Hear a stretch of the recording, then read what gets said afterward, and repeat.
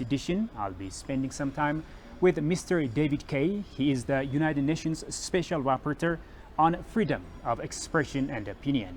He has been on an official visit to Ethiopia for a week now, on a mission of exploring the situation on the ground by traveling to different states of Ethiopia. Do stay with us. UN Special Rapporteur on freedom of opinion and expression. Welcome to Ethiopia and also welcome to our program. Thank you. The new administration of Ethiopia has taken some measures to fulfill human rights obligations concerning freedom of expression, freedom of opinions, including the protection of journalists, among other things. What are some of your preliminary findings on the ground following your trip to Ethiopia? Well, I'm actually finishing up a week of a visit here, and one of the things that I found that is really quite striking is that the government has moved, certainly a year and a half ago, moved very quickly, for example, to release journalists, to release opposition figures from prison, and so forth. And that was, I think, a signal of the steps the government was going to be taking. I think the actual invitation to me to visit and evaluate freedom of expression in the country was another signal that the government takes freedom of expression seriously. And over the course of the week, I found in a number of areas that particularly the protection of and promotion of the media and journalists is high on the agenda. There's a draft media proclamation that is being considered that I think would promote media independence in the country. The government is committing to repeal criminal defamation, and also the Independent Broadcast Authority already is taking steps to strengthen the media. So I think as I saw some of these preliminary steps being taken, which I should emphasize could take very long to see the fruits of, I think I saw quite a bit that is promising. As you know, the House of People's Representatives is also discussing a law to combat hate speech, fake news, among other things. I'm sure that your discussion was fruitful with some of the representatives of the House from different branches in your stay in different parts of the country. How did your discussion go in this regard? My discussions with the government and with the parliament were always quite productive. They were honest, they were open, and on the issue of hate speech, so the draft proclamation on hate speech and disinformation, I was very clear, at least I tried to be clear, to both government and parliamentarians about my concern about the elements of the draft law. I fully understand that the government and society really is looking for an approach to hate speech, and that's completely legitimate. I mean, I think there are many tools, some of which are not about the law, that the government, that civil society, that the parliament, that the judiciary can be using to encourage dialogue, to encourage respect among people, among different ethnic groups, and so forth. So I think that part of the overall agenda could be strengthened. The law itself, at least the draft law, to my mind, really needs to focus directly on the problem of incitement to violence. That has clearly been a problem after the tragic deaths in October. And I think that if the government believes that it needs to have a law to deal with incitement, it should do so in a way that is directly connected to international human rights obligations of Ethiopia. Are you maybe worried that this hate speech law Ethiopia is drafting might somehow impede freedom of the press? So I am concerned that the way the draft law is constructed, that it provides a very broad definition of hate speech. I think many people will think that it's vague. I think the same is true for disinformation and false information. So my concern is that, basically, even if the government says they will not use it to restrict reporting, for example, I think there's a decent chance that individual reporters or opposition figures or others may censor themselves. They may not speak where they would otherwise have the completely legitimate right to speak because of the fear that their speech may be criminalized by a hate speech law. So, I really strongly urge the government and the parliament, as it's considering this law, to really focus the law on incitement and avoid taking any kinds of steps that would interfere with freedom of expression or even the perception that there'd be an interference with freedom of expression. The Council of Ministers recently approved the Antiterrorism Law, which of course is developed to prevent and control the potential risks of terrorism. What's your take on that? I think it's absolutely essential that the government, as it's moving towards, that it repeal the anti-terrorism proclamation that exists today. It's a symbol of the past repression, and it has tools related to things like surveillance, tools related to detention that are deeply problematic and were obviously abused significantly, since it was adopted by the previous government.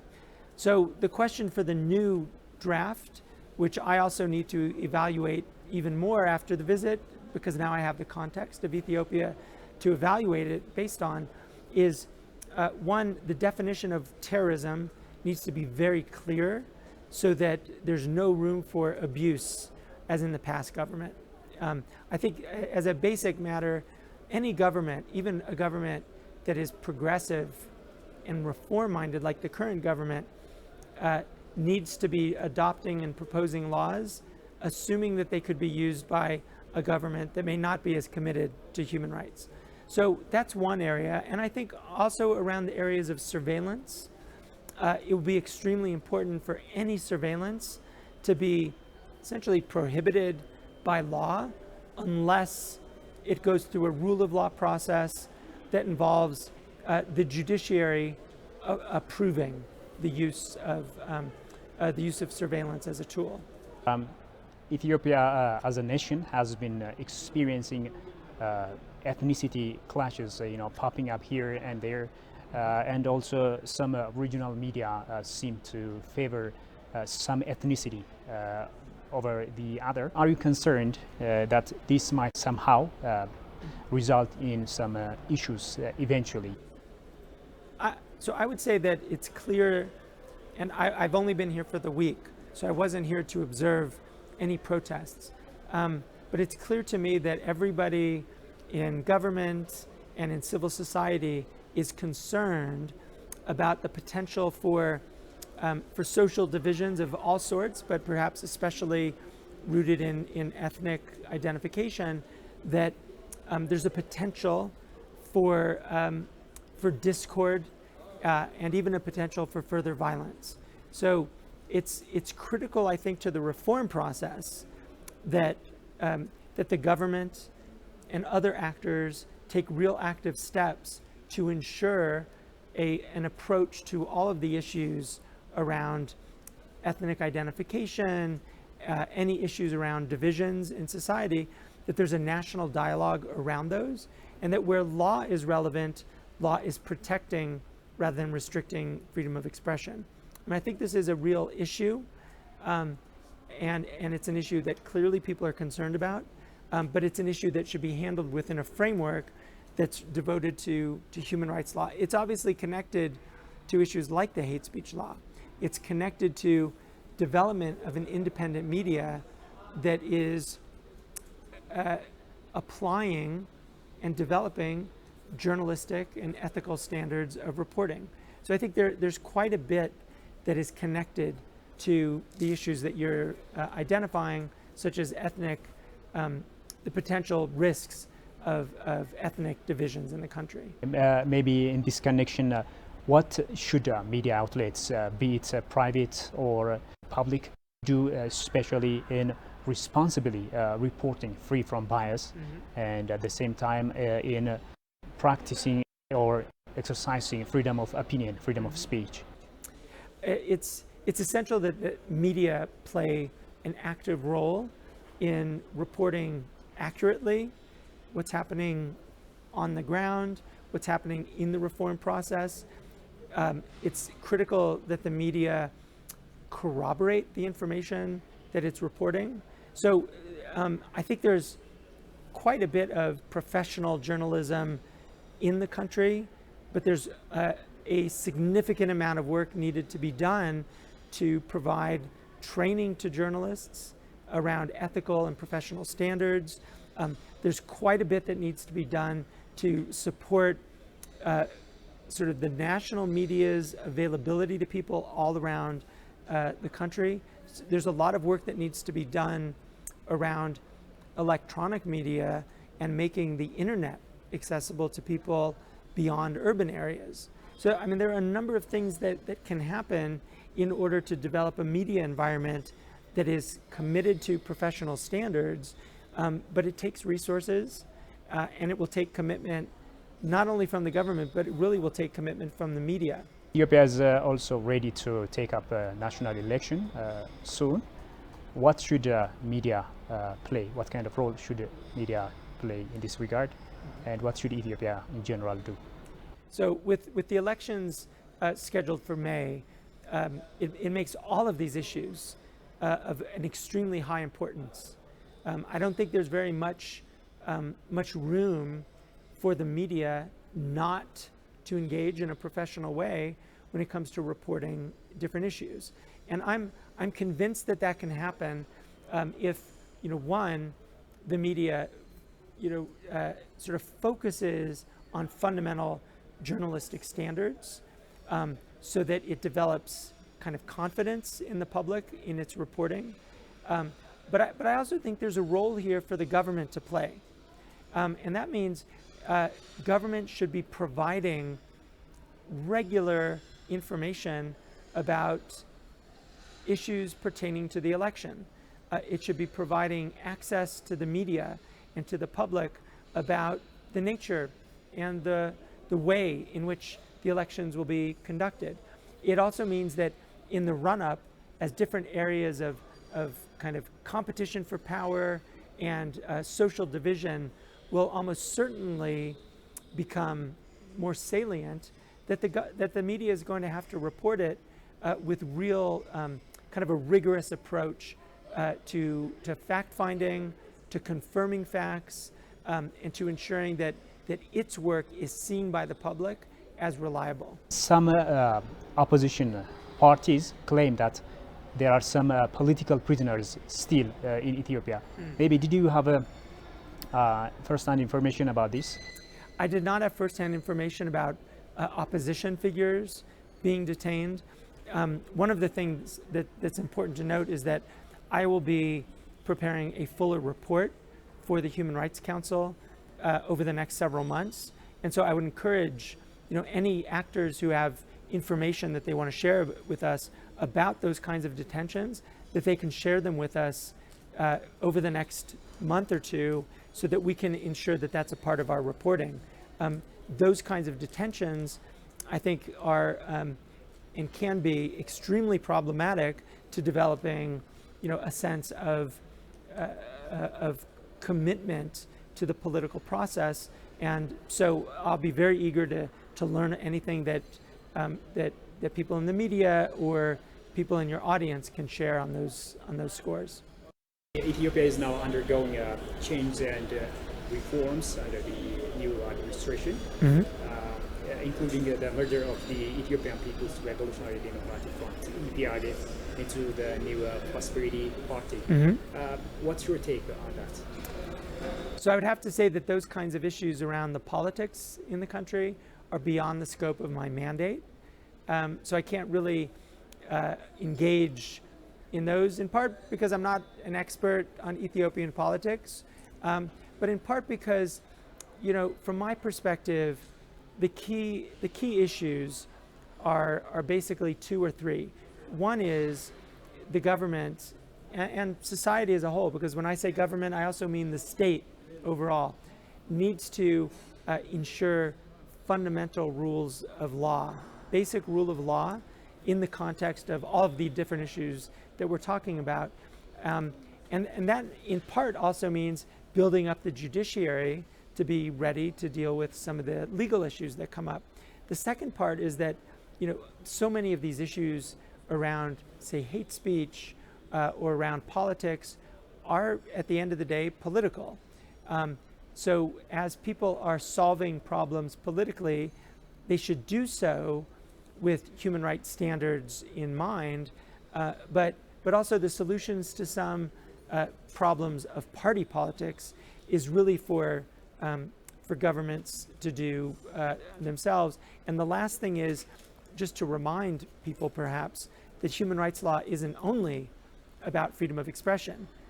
Human rights law is also, and I would say fundamentally, about principles of non-discrimination, principles of public participation, principles of inclusion.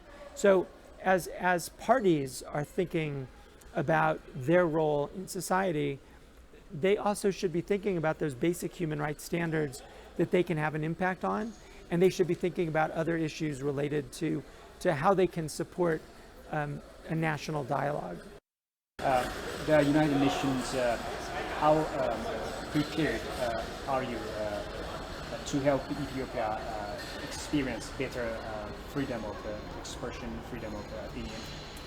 I'm extremely eager to be supportive in any way that I can in genuine efforts to promote freedom of expression in the country. And that means being accessible to members of the government, to civil society, to sharing our expertise, whether it's about law or practices of other states. But I would also say that, ultimately, for the health of the long-term democratic process in Ethiopia, these are all decisions that Ethiopians themselves have to make.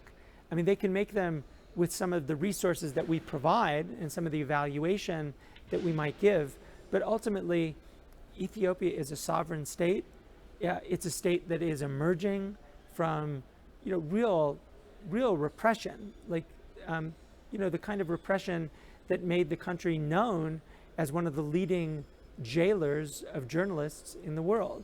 So I think there's a lot of room for Ethiopians to make these decisions on their own through an inclusive process.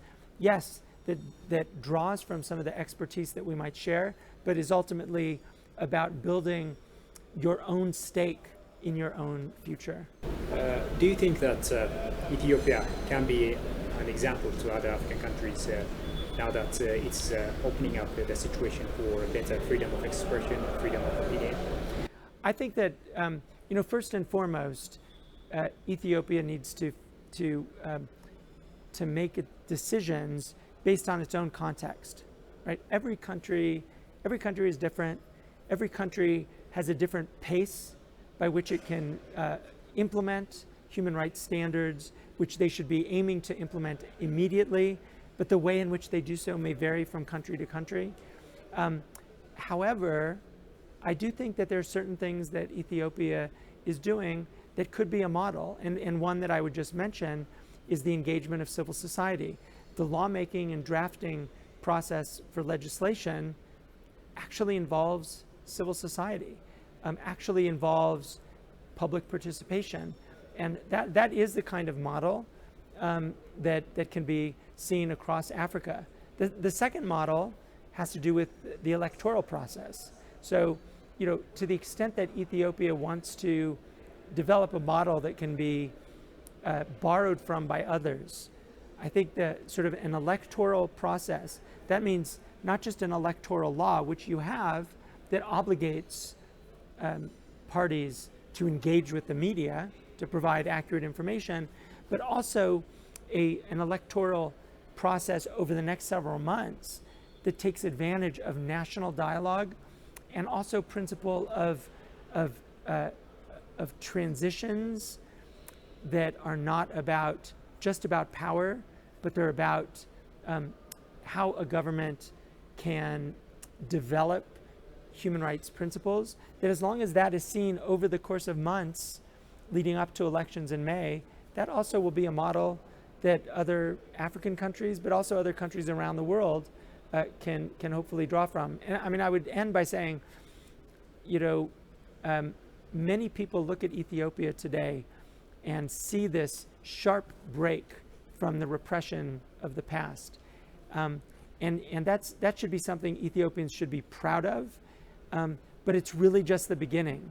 And so in order to sustain it, in many ways, the hard work is beginning now. And that means, and I can't emphasize this point enough, that democratic principles include making compromise, and making compromise that's rooted in human rights standards, that's rooted in the dignity of all participants in the process. And so if Ethiopia can show that that's possible over the next 6 or 7 months leading up to elections, I think Ethiopia can be a model, not just to Africans across the continent, but to others around the world who are looking towards transitions like your own. The 2019 World Freedom Report states, I'm quoting, Ethiopia remains beset by political factionalism and intercommunal violence. Abuses by security forces and violations of due process are still common, and many restrictive laws still remain in force. What are your ideas about that? Well, Ethiopia is moving quickly, but not always quickly enough, and not always as quickly as people in society want to see. So I think that, you know, it's important to be very specific about the areas of law and institution building that need to be prioritized, and those that might take longer. And also, even when you prioritize certain institutional and legal change, everyone should recognize that that could take time. And it can also take resources that the government might not actually have at the very moment. So my view is there's certain areas where the government has achieved things very quickly. Opening civil society is one of them. Guaranteeing civil society's kind of protection is one of them. On issues of media independence, media freedom, that's a work in progress. I liked what I saw over the past week in terms of the movement, but we're really at the infancy of that process, and it's going to be critical for that process to move in a way that, because media can be politicized, that it moves in a way that is inclusive, that is part of a national dialogue, that recognizes that human rights standards can be a part of solving many of the problems that Ethiopians are trying to solve today. Finally, to recap, what are your comprehensive reports going to be like when you report to the UN Human Rights Council in June 2020? So what you see today is a set of preliminary observations, but what you'll see in June when I report to the Human Rights Council will be much more detail. So for example, in looking at the draft media proclamation, we will probably give a more kind of focused attention to specific rules that are being proposed, and provide our views on how to implement it in a way that's consistent with human rights standards. We'll provide I think a clearer set of analysis of the situation in the country as it pertains to freedom of expression, and the kinds of steps that both government, independent actors, civil society, media, and so forth can be taking to strengthen the reform process, to make sure that it stays on track in a human rights direction. I think it'll be very interesting to people that the report will be released in June after the elections in May. So I mean, we'll also have to make an effort to ensure that our report is relevant to whatever happens over the next 6 months. By that I mean we'll be paying attention to the kind of steps the government will be taking to match its implementation with its public commitments related to opening up civil society and freedom of expression. I think the next 6 months are really critical on that score. I'm mindful of the fact that the government and society more generally have a lot of work to do. But I think that report in June hopefully will provides support for an open and inclusive process and some very specific ideas about how to keep moving it forward on the right track. UN Special Rapporteur on freedom of opinion and expression. Thanks indeed for being with us and for your time. Thank you very much for the interview and for everybody in Ethiopia who I met for hosting me. Thank you. Thank you. And have a nice day. Thanks so much. Thanks a lot. Well, dear viewers, that was Mr. David KAYE, United Nations Special Rapporteur on freedom of opinion and expression, talking to us. Thanks indeed for your company so far, and till I see you with another program, it's goodbye from me, Shifarao Lago. Bye-bye.